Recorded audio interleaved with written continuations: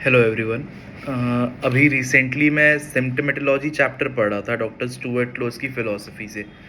और उसको पढ़ते हुए एक सेंटेंस, एक कोटेशन आप बोल सकते हैं, उसमें डॉक्टर स्टुअर्ट क्लोज ने यूज़ किया है जब वो सिम्टम को डिफ़ाइन कर रहे हैं। और उसमें वो कहते हैं कि नेचर नेवर ट्रिफल्स। इससे वो बताना ये चाहते हैं कि कोई भी मटीरिया मेडिका में फैक्ट जो लिखा हुआ है या जो मेंशन्ड है हमारी किताबों में, वो इतना इनसिग्निफिकेंट नहीं है कि हमारे इस्तेमाल में ना आ सके। ये एग्जामिनर पे डिपेंड करता है, जब वो पेशेंट को देख रहा है, वो फिजिशियन पे डिपेंड करता है कि वो कितना डीप अंडरस्टैंडिंग रखने वाला फिजिशियन है या कितना सुपरफिशियल अंडरस्टैंडिंग रखने वाला फिजिशियन है, कि वो किस तरीके से उस छोटे से, जो उसको लग रहा है कि इनसिग्निफिकेंट है, उस फैक्ट को इस्तेमाल करेगा और उसको प्रिस्क्राइबिंग में यूज करेगा। इसलिए वो कहते हैं कि नेचर नेवर ट्रिफल्स। नेचर में कोई भी ऐसी चीज नहीं है जो इनसिग्निफिकेंट है। कॉम्प्लेक्स हो सकती है, इंट्रिकेट हो सकती है, आपको उसकी अंडरस्टैंडिंग होने में दिक्कत हो सकती है, पर it is very significant and very useful when it comes to selecting a simillimum. जब हम मटीरिया मेडिका की बात करते हैं, जिस कॉन्टेक्स्ट में उन्होंने ये बात कही, जब मैं इस चैप्टर को पढ़ रहा था तो मुझे एक और ऑथर की एक और बात की याद आई। जब मैंने डॉक्टर पी संकरन की एलिमेंट्स ऑफ होम्योपैथी पढ़ी थी, तो उसके केस टेकिंग वाले चैप्टर में वो एक ऑब्जेक्ट ऑफ केस टेकिंग बता रहे हैं कि मतलब क्या पर्पस है।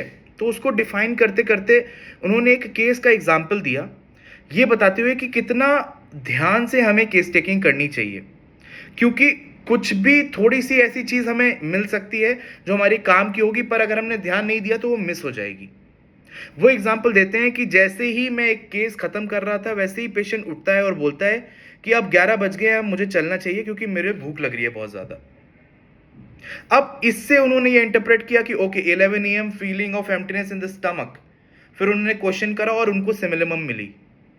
तो ये इतना छोटा सा फैक्ट जो end of the case taking मिला, पूरी केस टेकिंग में उनको इतने कोई सिग्निफिकेंट पॉइंट नहीं मिले, पर क्योंकि उनका दिमाग उनकी बातों पे था, उनके एक्सप्रेशन पे था, तो उन्होंने वो चीज नोट डाउन करी। इसी को डॉक्टर पी शंकरन कहते हैं कि डॉक्टर स्टैंटन इसको अलाइवनेस कहते हैं। डॉक्टर स्टैंटन इसको बहुत ब्यूटीफुली डिफाइन करते हैं, आप उस किताब में जाके जरूर पढ़िएगा। वो बोलते हैं कि फिजिशियन को अपने हर एक फाइबर में अलाइव होना चाहिए जब वो केस टेकिंग ले रहा है, और उसको पूरी तरीके से कीनली ऑब्जर्व करना चाहिए, देखना चाहिए हर एक एक्सप्रेशन को पेशेंट के, तभी आप कोई भी सिग्निफिकेंट पॉइंट मिस नहीं करेंगे।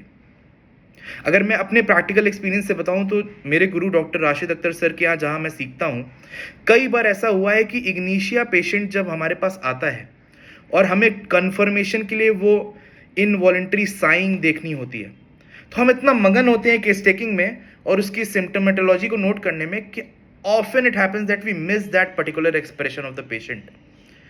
And sir often reminds us कि देखो तुमने ये मिस करा, इनवॉलेंट्री साइन थी पेशेंट में, पर तुमने ऑब्जर्व नहीं करा क्योंकि we were not alive during that case taking, जैसे डॉक्टर स्टैंटन हमें एक्सप्लेन कर रहे थे, या जो डॉक्टर स्टुअर्ट क्लोज बताते हैं कि नेचर नेवर ट्रिफल्स।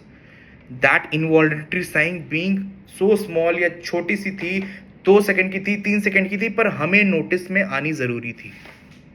और इसी को बताते हुए डॉक्टर राशिद सर ने हमें एक शेर बताया था जो कि सिम्टम्स को पकड़ने के लिए था, डॉक्टर ताहिर फराज का।